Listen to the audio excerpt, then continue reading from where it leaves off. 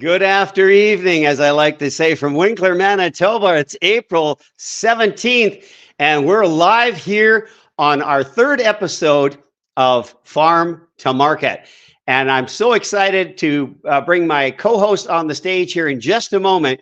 And we're going to talk about some stuff that I think you're going to want to know, some stuff that does really matter. That's what we're here to talk about, the things that matter. And on today's program, we're going to be talking about Cool. Not Cool in the Gang, but Cool, a program in the United States that has real effects on our market here in Canada. And then we're going to talk GMO. You betcha. Harry's got some opinions on that. So let's get this started right now.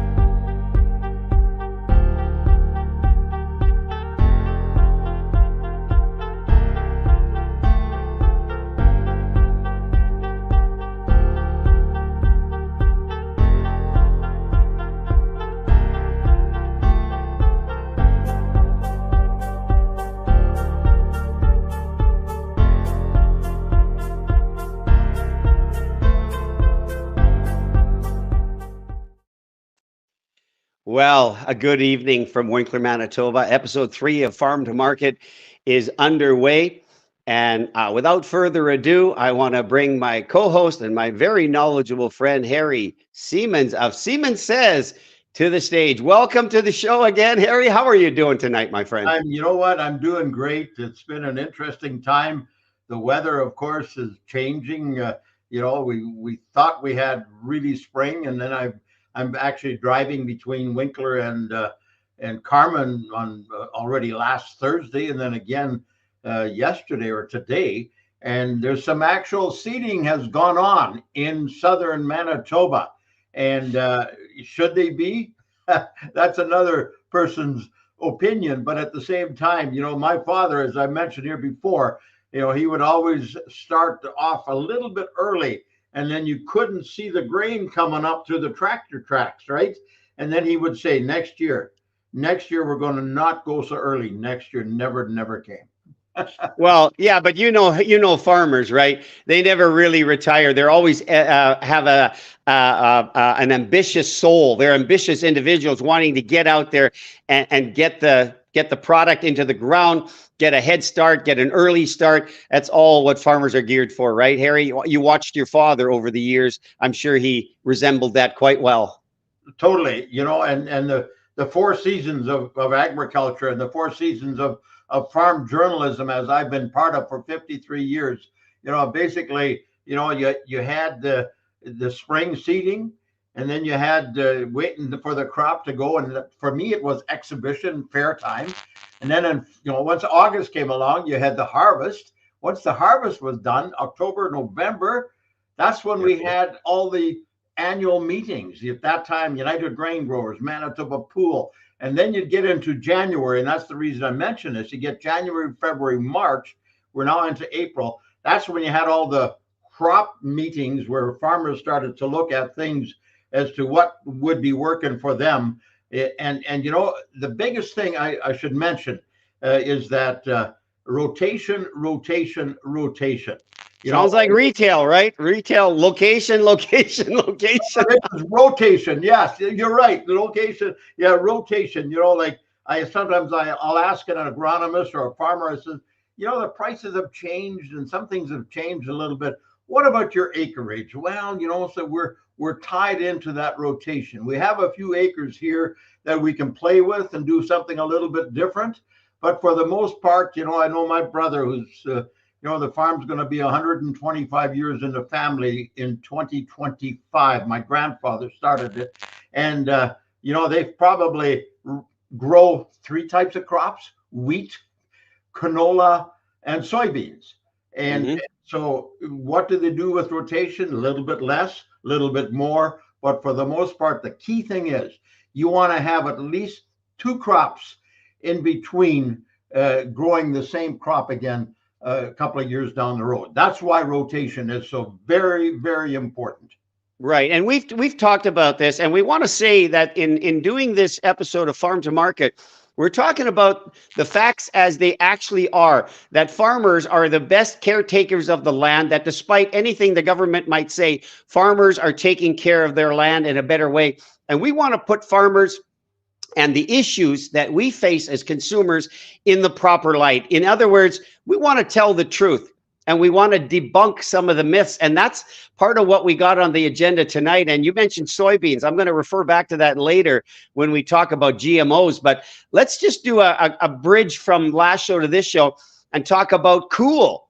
And I said in the opening, it's not cool in the gang. We're talking about a program that is it already underway or coming into the United States, the country of origin labeling. Tell us about that briefly. Well, we had a big issue of that back in 2012, 2013. Then they called it the mandatory COOL, M-COOL. And then, of course, we had it, and it just about destroyed the hog industry. It hurt the cattle industry, because if it wasn't produced and grown and raised in the United States, you just couldn't. The processors didn't take it. Then we won that at the WTO, World Trade Organization, in 2015. And so then we got back to it. And you know what? The thing that I also want to make a point of is that hog producers in Canada, hog producers in the United States, they work together. They both didn't want COOL because, we ship pigs over there, they ship product over here. And so we wanted that friendship, that work. I mean, I just attended the annual meeting of the Manitoba Pork Council, which represents the entire pork industry in Manitoba. And that's where this topic, of course, was raised, the whole voluntary country of origin labeling in the United States, where the US government is basically saying any meat that they sell, and they're the biggest seller of meat in the United States, has to have the product of USA. And yes, it's voluntary from the standpoint that if a processor doesn't want to do that, well, they don't get the label. So it's not very voluntary. It's not very voluntary, no. And let's put a finer point on that, Harry. When we talk about has to be in the States, we're talking right from inception, right from the weanling, like the littlest, tiniest pig that needs to be then born in the United States and have their entire existence there into the slaughter. Like, it's everything from A to Z. Is that correct? Absolutely. And we ship right here from Manitoba, we ship 3 million weanlings into the United States, into the Midwestern United States, Iowa, and so forth. And so those hog producers, they love our genetics because they've been raised in an area where it's a bit colder than it's over there, right? Mm-hmm. And so they and that's just one part of it. But they like the genetics. But you know what? If they're shipping to a processor, and that processor may very well want the pigs, but he looks at it and says, I want the product of US on my meat, or the label, the label of product of the US, then they cannot take any pigs from any producer where the weanling has come from another country. And so that's where we're at right now. It's not in effect until January 1st, 2026. But at the same time, when you listen to Cam Dahl of the general manager of Manitoba Pork Council, he says, it's really protectionism. And that's what this is all about. It has nothing to do with anything else other than protectionism. And so when this starts to happen, the prices could start to drop. But right now we're in a situation with feed prices, costs have come down a bit. They're still pretty good. And the hog prices are at a good level that we're hoping that we're going to see some positive margins in the hog industry, because the last 2 years they have not been, because the feed prices. So let's segue a little bit here. You've got the United States implementing their COOL program. How many other countries are likely to follow suit? Because we're talking about world trade, and that was the organization you referred to earlier as having stemmed that, abated that law, like put it down and said, we're not going to do it.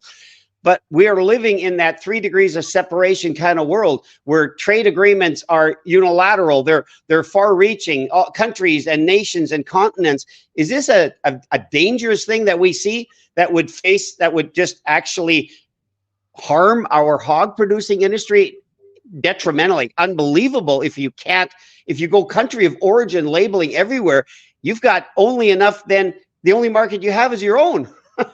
Well, there's other things that are actually happening, and I don't have the name of the trade agreement that involves Europe, Canada, and a couple of other countries.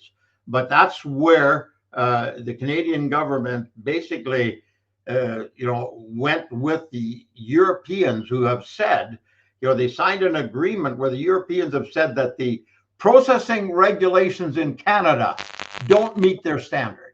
What do you think that is? The processing regulations in Canada don't meet, so the trade, it doesn't happen. And that's the same thing. It's protectionism. But I don't want to get into too much detail. I didn't do any immediate or some short-term research on that. But that's another area that the cattle industry is really upset at, because it means that we don't have, we have the I almost said CRTC, the Canadian Food Inspection Agency, CFIA. They are as stringent and strict as any agency in the world. And so, in fact, some people wonder if they might be even a little bit too strict. But they look after, I've talked about it before, Spence Brothers Premium Meats in Winkler.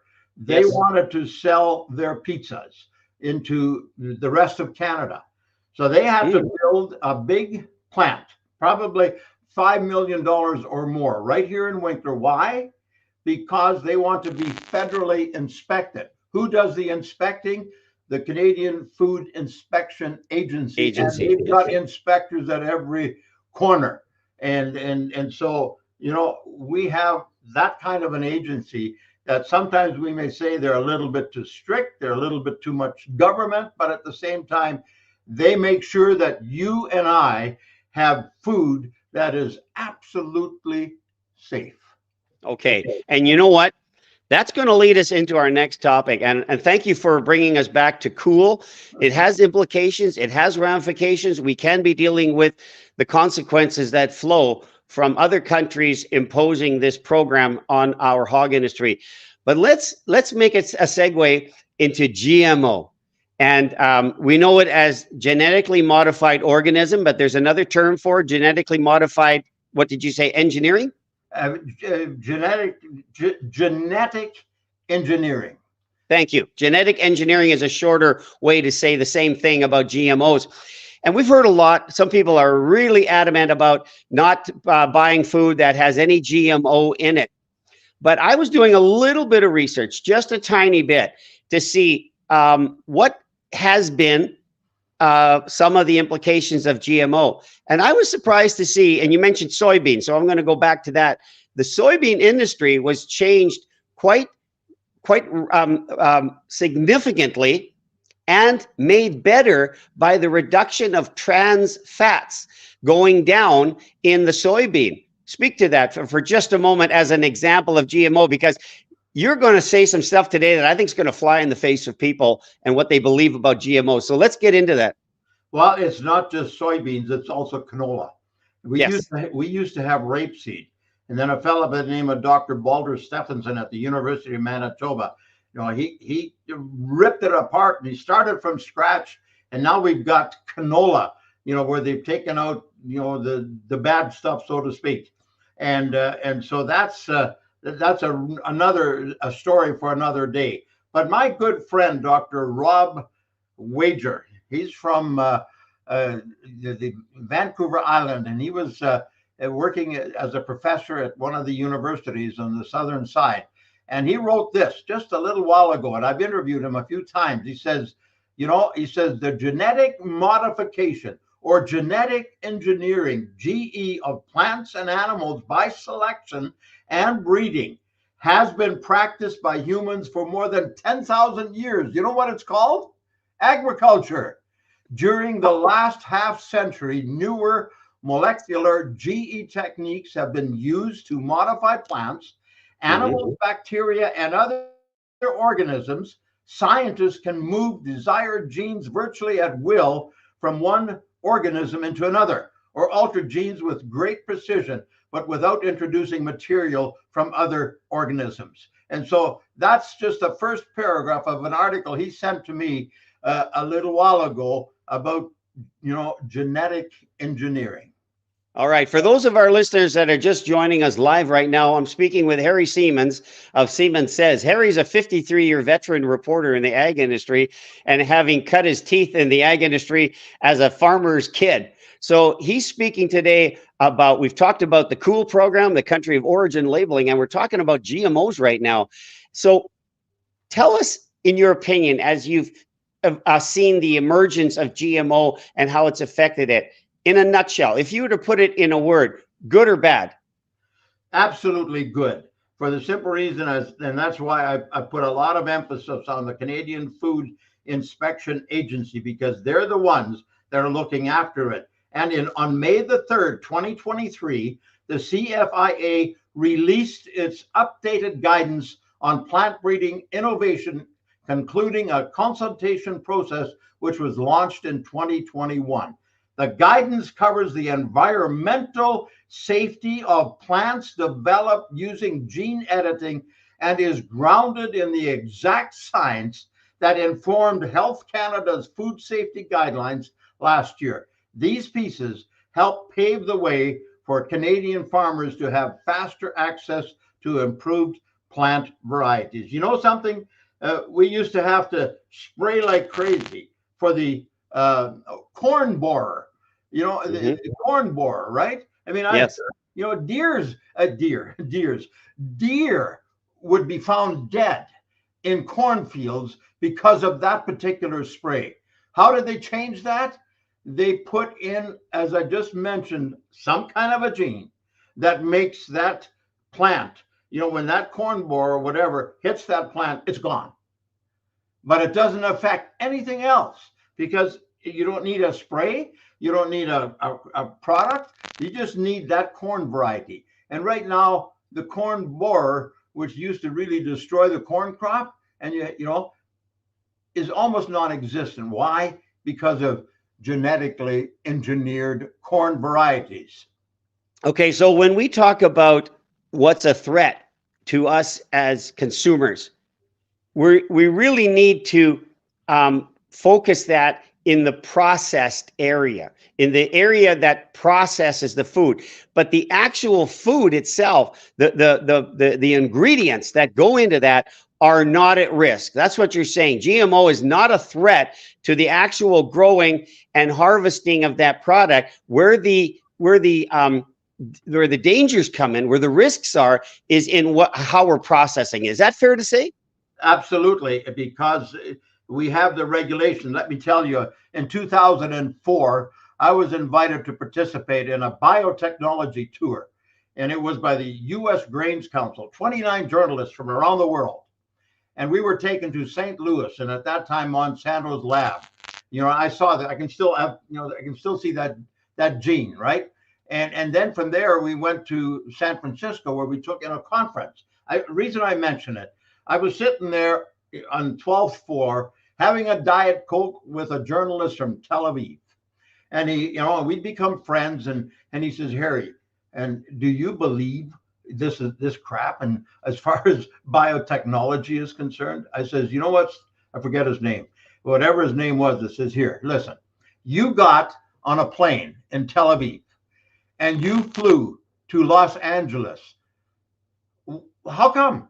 I mean, weren't you scared that plane was going to crash? Weren't you scared that pilot wasn't trained? Weren't you scared that things would just absolutely go crazy? He says, well, no.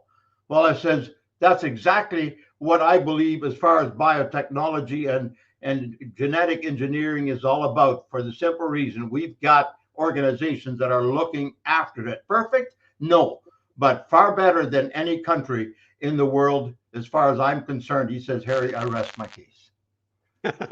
Exactly. So Again, I've known people who have been actively protesting against GMO, but there's always a side that doesn't get told. And what we're trying to do here on this farm to market segment, which we are going to be regularly on here, is debunk some of the myth and give a little more insight and a little more information so that a person doesn't operate from what they were told from a one-sided argument, rather balance that off. And clearly, again, a little bit that I did said, this is amazing. There have been improvements to the actual commodity itself. Talking about commodities, GMOs are not the threat. You're absolutely right. Going back to Dr. Wager from Vancouver Island, his mission is to help explain the science of genetically engineered crops and derived foods. And here's what he said, emphasizing agriculture and food production, but people genuinely fear this technology. Why? Because of so much information that drives the fear. And he's told me, he said, this fear has blocked the adoption of GE technology in many parts of the world. The future of food production is in sustainable intensification, is how he put it. He said, the world will need the best of every type of agriculture, including GE, if we're going to feed 10 billion people sustainably. And all right, that's really the point. Okay, let's talk about, we were talking off camera prior to the show today about the state of affairs in food supply in Africa. And I think that was the continent that you referred to. Speak to us about how GMO has positively impacted that market in the ability and the sustainability to feed a continent of that size. Another good friend, Dr. Stuart Smythe. He's a professor at the University of Saskatoon. He's there right now. He's going to send me a note once he comes back, and we're going to know more about it. But I've talked to him about it because he's been there before, and hear exactly what he's doing to help countries over there.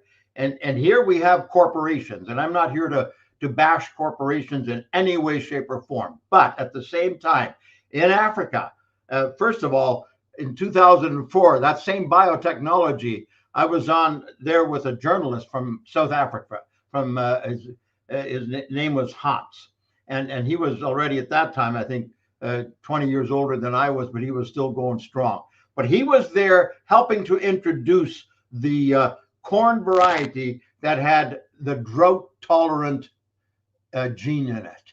And he says, Harry, I have done so many articles with African, and the one he loved to talk about, and I interviewed him on it, was, you know what, there's this lady with a boy going to school. Initially, that corn would give one ear growing in Africa. When they got the drought tolerant one, it grew 3 to 5 ears. Now, instead of that boy going to school barefoot, he could buy shoes. Not only shoes, they could buy books. Not only books, they could have food. And then South Africa, all the corn was genetically modified at that point. This goes back to 2004. And not only that, all the feed corn that went to the hogs, to the cattle, to everybody was all genetically engineered. He said he had never yet seen one person with a monster head because of GMO. Or 3 eyes. Or 3 eyes and 7 noses. But anyway, so that part of it. And now, fast forward to today, Dr. Stuart Smythe, and he's out there working with farm organizations. It's not the corporations that are driving the genetically engineered technology. It is farmer groups in different districts, in different provinces that are actually getting together and getting the genetic engineering into place. And so let's go out on a guess, and I'm going to put you on the spot just a little bit. Take genetic engineering out of the equation. How does the agriculture industry suffer, or how does it respond? What's left when you take GE out of the equation? Well, we wouldn't have had canola. And you know that canola has been the Cinderella crop, the highest producing crop for the last how many years in Manitoba, in Western Canada. And so that's one. Soybeans, you already mentioned it. Corn. You know what? I would hate to think, and the other thing is that people forget, we used to have to go to Hawaii, and no problem with going to Hawaii, but they used to have to take those crops and multiply them in Hawaii. Why? Because they had to grow them. Mm-hmm. Now they do Mm-hmm. it. You see the places here in Manitoba where they have the greenhouses. That's what Yes. they do it. And they can do it 12 times a year if they have to. Yeah, the greenhouse industry is huge. You go into Leamington, Ontario, and you see these greenhouses that glow in different colors at night. It's really something to behold, and it's indicative of the lighting they're using to grow these plants. And it's a whole market. It's a multi-billion-dollar market in terms of being able to utilize that technology.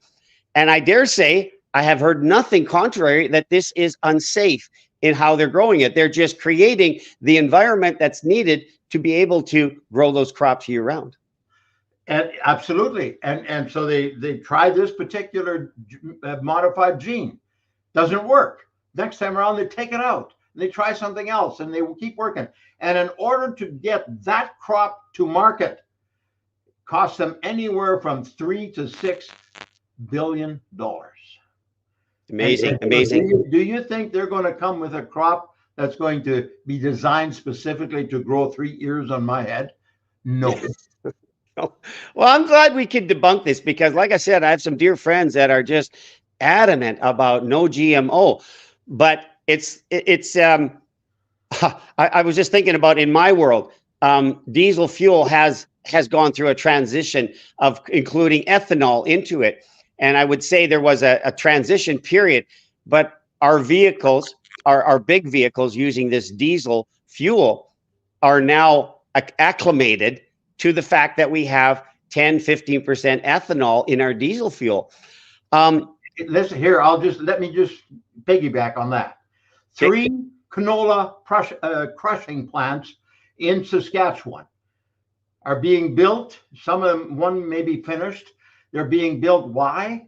Because the United States aviation industry did a test that they can use the canola fuel, the biofuel from canola, and they can now fly airplanes. And so, absolutely true. I can tell you, Harry, I've covered a lot of ground as a truck driver, and I made at least one delivery as I was hauling commodities years ago, and it was to an aviation fuel plant, and it was canola that was on board, and it came from Canada. You're absolutely spot on when you say that. Let's put it in local terms here about GMOs and GE, the technology.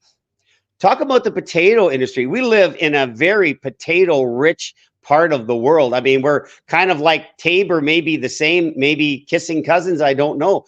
But take a look at the evolution of the potato itself, how many different varieties there are. How could that have come about?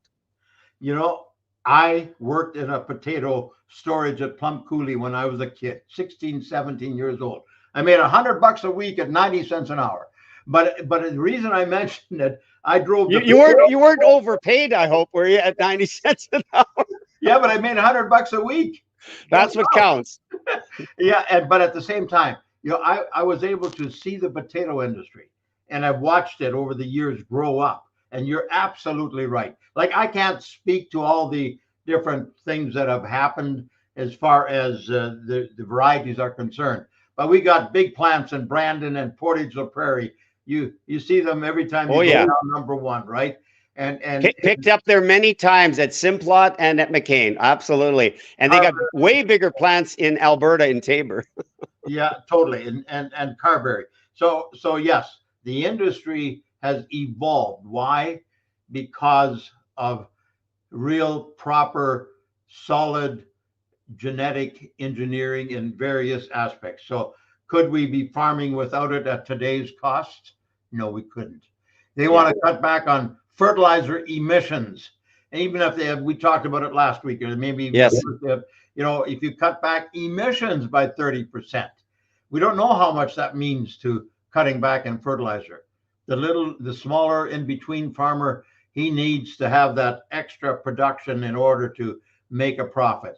So Well, yeah, and you know what? We've pinned the tail on the donkey already in last episode, and I think even our first one when we said this really is being driven by a climate agenda. This really is being driven by environmentalists who don't see what they would be doing if we gave them what we wanted.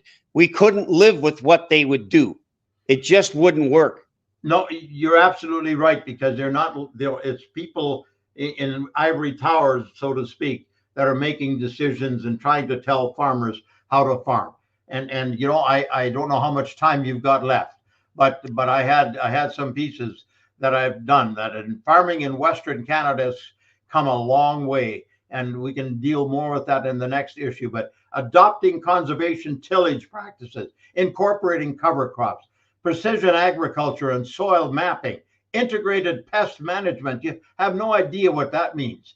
Nutrition management and soil amendments and all those kinds of things. I would love to cover that whole area at the program next time, because there's so much there. When you talk to a potato grower and there's certain part of that field that doesn't have quite the nutrients to grow the best potato crop, what do? They use mapping, and they go in there and plant wheat. Amazing. Yeah, the evolution of the industry, as you've seen it over your course of many years, is nothing less than spectacular. But here's the question. As we've said at the beginning, we want to inform our listeners about what's going on. We want to, in some way, maybe explain to them, does this and how does this affect the price in the market? But I think what we're doing and going on your statements is that the ag industry is in many ways better off today than it was. But what about those high prices, Harry? The high prices of crops? Of the high price of the product to the consumer as they go to the store and end up purchasing the end product, because all of this eventually works its way into a product that the consumer has to purchase. And the prices are crazy. You're absolutely right. And you know what? As I've told you before, and I keep saying that the farmer is a price taker. He's not a price maker. So he has to basically go with the flow. But at the same time, a farmer wants to have the best equipment. So a tractor costs $1.5 million, a combine costs $1.5 million, and before you know, the air seeder is $1 million. So before you know it, you got $5-6 million of equipment sitting there, just plowing down the field, and so that all costs money as well. And so but at the same time, I'd love to get our food professor, Dr. Sylvain Charlebois. I'd like to get him on with you on some show where he let's do that. Yeah, exactly. Let's. I'll work on that one. Yeah, let's work to that. So we're at the bottom of the hour here, and I want to give you a moment just to wrap it up. As Siemens says, give us a 2-minute wrap on what we're talking about here, according to what you know.